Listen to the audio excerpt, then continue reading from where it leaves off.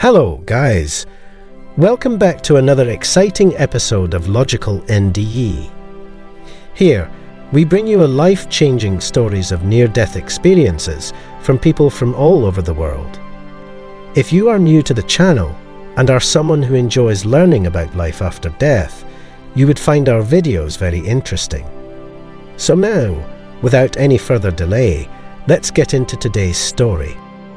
Today's story comes from Penny Wittbrodt, a retired nurse who met God during her near-death experience after falling into a coma from an anaphylactic attack. Her experience completely changed her perspective on life. Hello, I am Penny Wittbrodt, a 52-year-old retired nurse from Kentucky. I had a history of anaphylaxis to shellfish, but I hadn't had one in years. I just kind of kept those EpiPens around because you're supposed to. But that day, after I ate shellfish, I started having difficulty breathing and swallowing.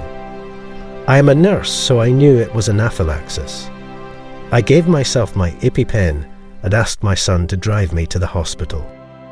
While awaiting treatment, racked by stridor in a hospital hallway, feeling like death, I was approached by a PA who saw how horrible I looked. Just as someone mentioned the possibility of imminent death, I quit breathing and my soul popped out of my body. I actually experienced seeing myself. I was thinking, man, who is that girl? She's pretty sick. I didn't realize that was me. Leaving my corporeal shell and entering the spirit world, I manifested a state I would describe as not solid and entered a dark void of an oppressive nature. My senses were altered, including my sense of time.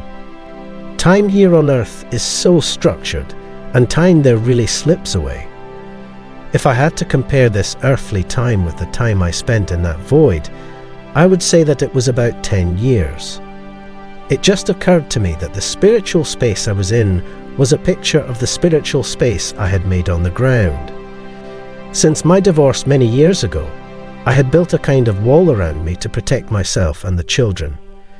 The isolation I had built up on this side followed me to the other side. With this realization, I experienced the smothering darkness instantly shattering like glass, and a brilliant light shining forth. Then a spirit appeared before me. It was my grandmother. She was not an old lady. Instead, she appeared as an angelic woman with hair of fire. I was so relieved that someone was there, and I was not alone, and the dark was gone. I was just overwhelmed, and I was crying. She telepathically said to me to calm myself down. She did not speak, but I was listening to her. The words were a sedative, and such was her spirit's comforting energy. Then, without realizing it, I was alone again, floating in the light.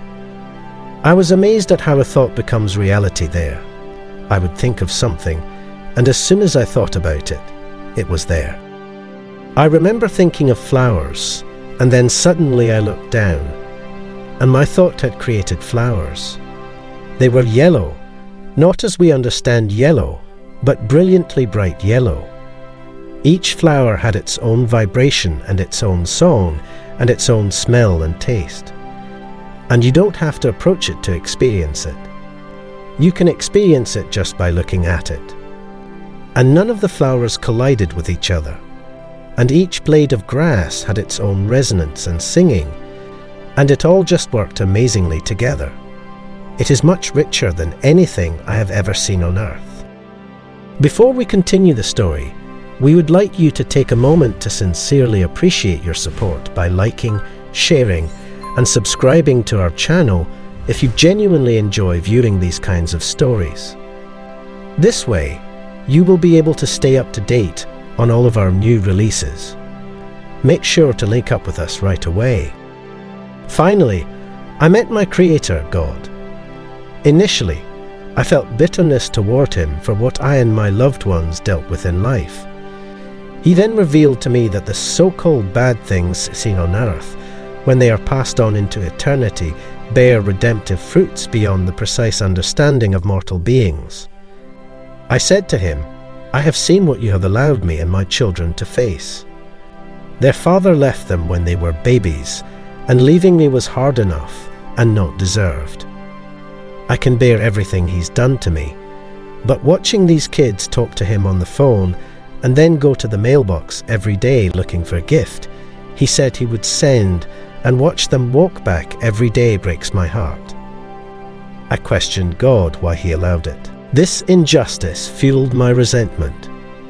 Along my near-death journey, God revealed his designs and cleared up my human misunderstanding of the true situation. He made me flash forward, and I saw my eldest son, David, watching his own son from the bleachers as he played soccer. David said to me, "I am going to be the dad to him that I deserved, Mom." I didn't tell my son this story. However, years later, I witnessed that David uttered those exact words as they watched his son on the field. It just sucks the air out of you. I was like, oh my God, that happened, and it was a confirmation from God that I was here.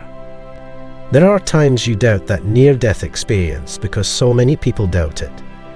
And God here reminds you that you actually were here. Many apparent injustices, like children enduring torturous cancers or being born with horrible deformities, have their higher purposes in heaven. Those are the spirits that sacrifice the most. They endure so much in this world just for the opportunity to live and still show a love that transcends speech. Dwelling in the presence of God, floating weightless in blissful light, I agonized over the prospect of returning. I felt a cord connecting me to my earthly body, and I knew I could go back. I also knew I hadn't lived a life as God intended for me, not even close. I didn't do the things I was supposed to do here. I can't tell you how heartbroken I was to leave that peaceful realm and return back to this earthly life. When I told people about it, they were like, why you would not want to come back to life? And I was like, I can't make everyone understand that until they've been there. God told me I would be okay eventually. So, I decided to come back. I was crying, and I asked God to at least let me remember it, because if I can't remember this experience, I don't think I would have any hope left in me. Mortal beings are born with eternal designs that are atypical of what we think is good when everything goes smoothly. In reality, that's not good. It is bad if we are nested in comfort and idleness. We are destined to move forward, overcome challenges, and share kindness. This experience was to fulfill my purpose, which I solemnly chose while re-entering my human body into the earthly world. Before we get into this life, there is actually a decision-making process that we go through, with some consultations with spirit guides and things like that. We choose which family we want to come to and what general lessons we want to learn while we are here. We just forget it when we come to Earth. I try to remind people that before they came, they knew what traumas they were going to face. And they accepted it and agreed that this is the life they want to live. You accepted it because they wanted to have those lessons that were going to contribute to the growth of their spirit. Honestly, after coming out of the coma, I finally understood the meaning of life. It is to keep moving forward, overcome challenges, and spread kindness.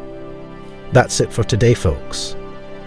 Have you ever discovered a new realm in your near-death experiences? Have you seen Jesus or other crucial figures in your near-death experience? If yes, make sure to leave a detailed comment where we can read your thoughts on the experience and impact of your near-death moment. In case you liked this video, do not forget to give it a big thumbs up. Also, subscribe to our channel to support us in growing it.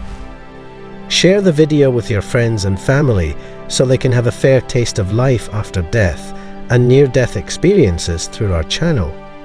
Until the very next time, stay blessed.